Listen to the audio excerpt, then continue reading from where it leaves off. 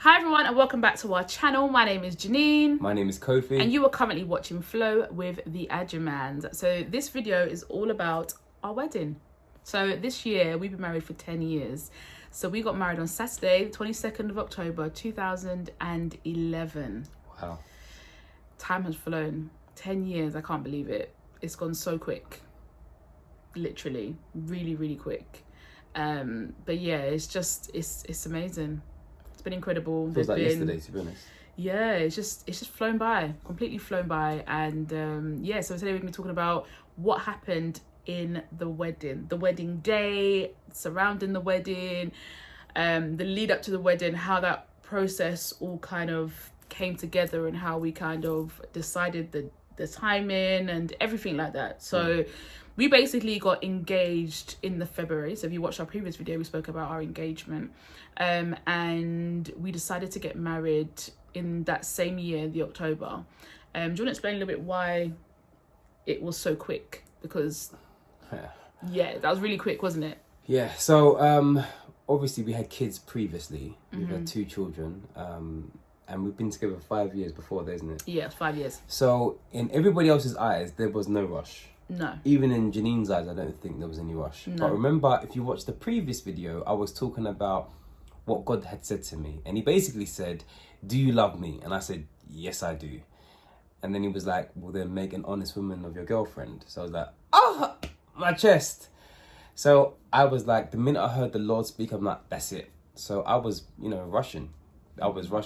And to be honest, not everybody was in agreement. Would you agree, so? Yeah, I think a lot of people wanted us to wait, and people like, didn't understand what the rush was, or I think some people find it really, really difficult. Not some, a lot of people found it very difficult. And so because it was rush, had to make it small. Yeah. And that, coming from a Ghanaian tradition and Ghanaian background, that was very, very difficult. It wasn't accepted.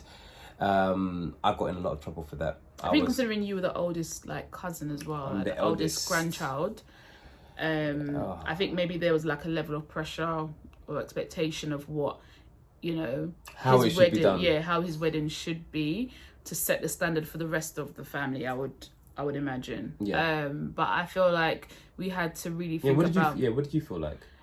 I feel like we had to just make it about us, and I feel like as much as we want to please our families, it's important that our opinions and our decisions are based on us and our family to make us happy, because that's what we wanted to do. We wanted to get married for, the reason of the union and being together and being Christians. We wanted it to be, right in God's eyes, and that for me was the most important thing above anybody's opinion, even my parents, above their opinion of how long we should wait. And my parents, to be honest, didn't really have, or my family didn't really have any they were just minded. Yeah, they were just cool with it. They were just like, we know as long as you and Kofi and the children are happy, that's the main thing. And we decided to do it quickly, and so it was really, really small. We literally had about 30 people at our wedding, and we had it at my church that I grew up in, Baptist church, and the pastor there married us, and it was a lovely service. It was small and intimate, and we had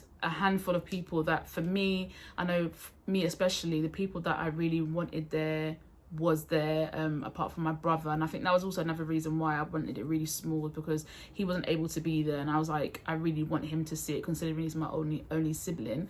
It just felt a bit weird not doing it. If I had done it big, it would have felt weird not having him there. So for me, it was more so just to yes, let's do what we want to do and make our union official, but I didn't want it to be a big thing. I wanted it just to be done. Do you get what I mean? So that was the most important thing. And it was small. We had 30 people, really intimate. I organised most of it, to be fair. She's the organised queen. I'm the type of person, just tell me where I've got to be and let me just show up at that time. That's who I am. Going back to it being a small wedding, it was hard from my side of the family because of just the traditional and cultural pressure. I know after the wedding there was a lot of I got a lot of heat. I got in trouble. So And guys, in the comments, talk to me. Anyone else that's of African descent, you know, have you guys had pressure? Tell me your isms and schisms that you've had, like, in regards to weddings. And also, we can talk in another video, just the differences between an African culture and a Caribbean culture. That's true. That's next one. Yeah, don't worry. We'll talk about that one. Don't worry. That will come. Don't worry. Let's talk about the day. Yeah, so the day... How did the day start? So, because it was small, but I still wanted to make sure that the quality and what we were doing was high. So we ordered in cutlery, in glasses and all that. So that was all collected and stuff like that beforehand. We'd got a caterer to make all the food that needed collecting, and our best man, your best man, I should say, actually not my best man, your best man collected it the morning of, and literally we gave him quite a lot of stuff to do. So sorry about that. But it was, you know, it was only a small wedding, so only a select amount of people were able to help because they were the only people attending the wedding, and it's a bit horrible to ask somebody that's not attending a wedding for help. So the people that were there, so people that were there, then we did kind of put a lot of pressure on them to kind of help, you know, like serving and help tidying up and stuff like that. But because everyone that came was really, really close to us, I don't think they minded, because they knew that they were just sewing into us and helping our family become united and stuff like that. So I don't think they actually minded. But looking back on it, it was quite a lot of, you know, pressure organising and setting up the tables and putting the, you know, the food out and the drinks and stuff, and just making sure that it looked nice and that everyone enjoyed their day. And actually, I feel like everyone really, really enjoyed the service, and everyone really enjoyed the after part that we had music and dancing. So we still had everything. It was just really, really scaled down. You know, sometimes people actually go to weddings just to complain. Yeah. Like, literally, they'll go to a wedding and then you'll be paying big money for the wedding. And then people will sit down and complain, oh, the food is cold. Yeah. Oh, the music's too loud. Oh, they're not playing the right type of music. Yeah. Can you imagine? We didn't have any of that nonsense. No. It was small, intimate. And what I heard from everyone was... People were excited. Yeah. People were really, really happy at the production of the wedding. Yeah. So that was people's opinions of the wedding, which was all positive. Yes. But can we just talk about how you felt on the day? The realness. Like, do you want to know the real realness? So, are you ready for this? I don't think a lot of people ready for this? Would be so transparent and would probably talk about this. We'll talk then, innit? Yeah, but I'm going to just lay it out there. Dig up your chest. Why not? About talk. So the day of the wedding, so Kofi had the two boys overnight at our house, and I stayed at my mum's house the night before. And then when I got up, I just wanted to get myself ready. My bridesmaids came over. I had two bridesmaids and my maid of honor. No, I had one bridesmaid. I had a maid of honor and a bridesmaid, and I had a flower girl. And so they all came over and we got ourselves ready together. And then I got my makeup done. One of my good friends came over and did my makeup. I got my hair done by a hairdresser. And then I booked my transportation to the church. Everything was all set up nice, right? So I said to Kofi, there's a certain things that you need to ensure is done before you come to the wedding, before we get married, okay? One of them was to ensure that the kids were taken care of and they were fed. That was one thing, okay? The second thing was to ensure, because it was such a small wedding, we had a photographer, but we didn't have someone filming. And I really wanted to get some images or from some footage of the wedding. So I said to him, please ensure that you clear the camera so one of your brothers just can take some videos and little snippets and whatever. And so I arrived at the church on time, bang on the time that the service was supposed to start, or time that I'm supposed to arrive, right? I get there and I'm being told, oh, you need to go around the back. And I'm like, why? They're like, oh, because the camera's not ready. And I was like, what do you mean the camera's not ready? They're like, oh, Kofi forgot to clear the camera. Wait, who told you all this stuff? Yeah. And I was like... Who's the snitch? Like, who's the... Hey, I need to go talk to the person. I can't remember who it was. I need to find that person. But anyway, I got there, and even if it wasn't that, I'm not gonna lie. Even if it wasn't that, and they didn't tell me the information, I would have still been upset, because it wasn't even an early wedding. I think it was like afternoon. Yeah, like 3:00 or 4:00 we got married. No, it wasn't that late. Was it? No, it wasn't that late. Okay, it was in the afternoon anyway. And so for me, it was like, come on, like, you know what?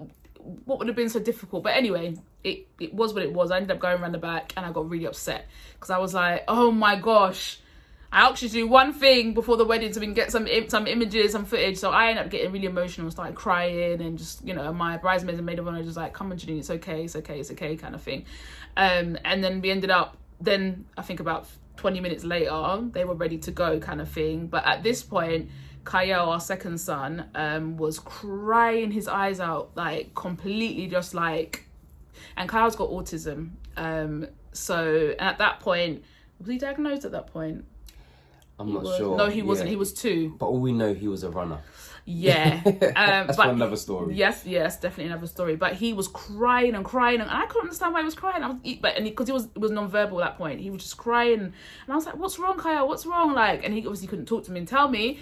And then he was pointing to the food because the food was there, and I was like, "Oh!" So I gave him something to eat, and this is even before I've walked into the church. He wants to eat in his nice clothes. I'm thinking, no, please don't mess it up and whatever. So Kofi forgot to feed the kids. So they were hungry, basically. Caden, obviously, was a bit older. He was what? No, I think Caden, did I forget? Yeah, he did. Oh my gosh. Yeah. So guys, what I didn't know about Janine, she's a perfectionist. I now know she's a perfectionist. It wasn't intentional, so I got to hold up my hands. I think in this, these videos, I think it's like therapy. Because I think you said it's like 3 times. Like, I seem to be in trouble all the time, but I'm just remembering what's happened. So I'm holding my hand up again because I didn't realize what I had done. I didn't even think, like, I'm a guy, like, I'm just blasé. So I wasn't even thinking about the camera. I was just thinking about getting there on time. That's what I thought about. Put clothes on the kids' back, get to the church. That's how I think in linear. 1 and 2 or A and B. I can't think of C, D, E, and F. But I'm learning. So that's my thinking pattern. All I'm thinking is I'm getting to the church and I'm there at the church. The funniest thing was when I saw Janine crying, I was like, oh my gosh, she's crying because she loves me. So I'm walking on the aisle. So obviously everyone's walked in, the page boys, the bridesmaids, everyone's walked in. Me and my dad now start walking in and I'm crying. When I say crying, I am crying. I was like, oh my gosh, she loves me. And I think you whispered something to me. I think you said, oh, it's okay, babes. And I was like, if you only knew.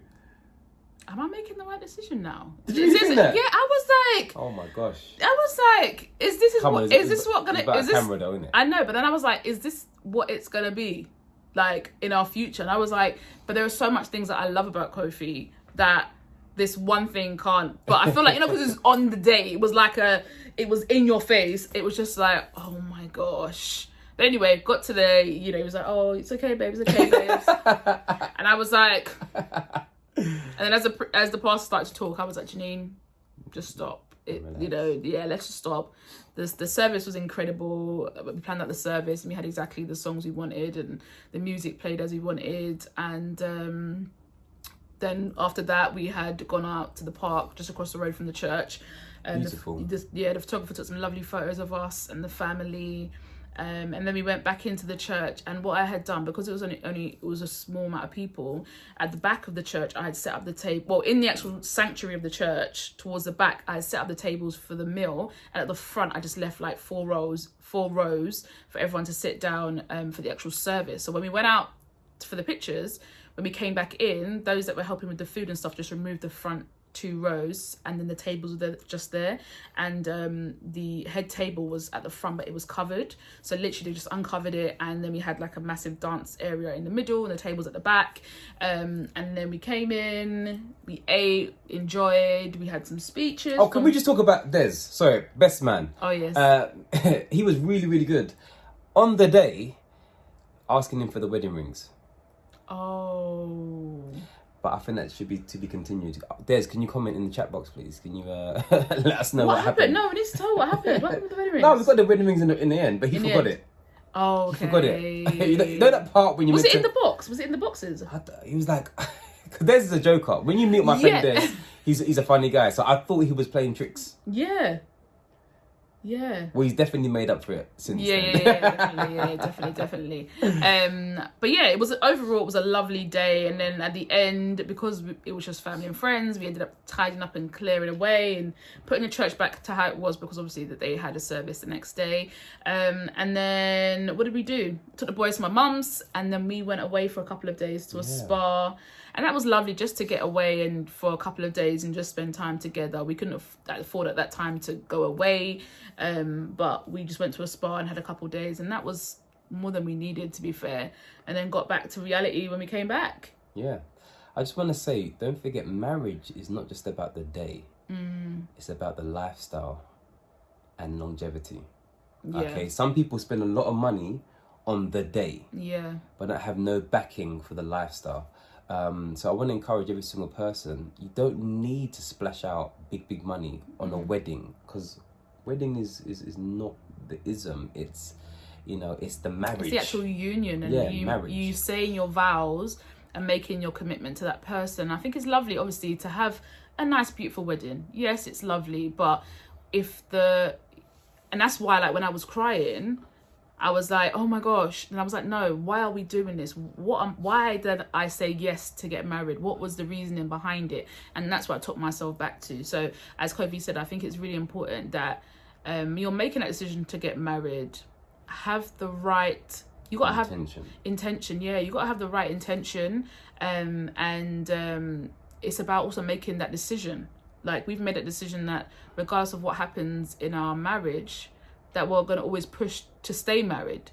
And it's like, no matter what disagreements or arguments or whatever may have, yes, we're going to have them, because that's life. If you didn't have a disagreement or an argument with your spouse, then I'm not sure which marriage you're in, or there's I don't know. But anyway, you know, you're going to have them, and it's how you get out of those and how you communicate and how you push forward. And that's a decision that we've made, that we would not like to get a divorce at any point. So we're intentionally deciding to make things work and to try and make it the best that we can make it. So that's basically our wedding. Did you like it? Let us know in the comments. Definitely comment in, make some comments, please. Let us know your thoughts about our wedding and what we've said. And I hope you guys have enjoyed it. Let us know if you would like a big wedding, or do you understand the reasons for why we had a small wedding? We'd love to have your feedback, and just to see. And you never know what. I think we're going to do it again. Yeah. I might just surprise her. Imagine. Yeah, don't worry. I'll do it the right way. But could you imagine one day people are like, oh, you're getting married to what? My eyebrows, my nails are not done. I'll do it properly. Could you imagine? Oh, that would be, But guys, thank you for watching. I hope you're enjoying, you enjoyed this video. Please make sure that you comment, like, and subscribe so you can keep up to date when we post a new video. Take care, guys. Peace.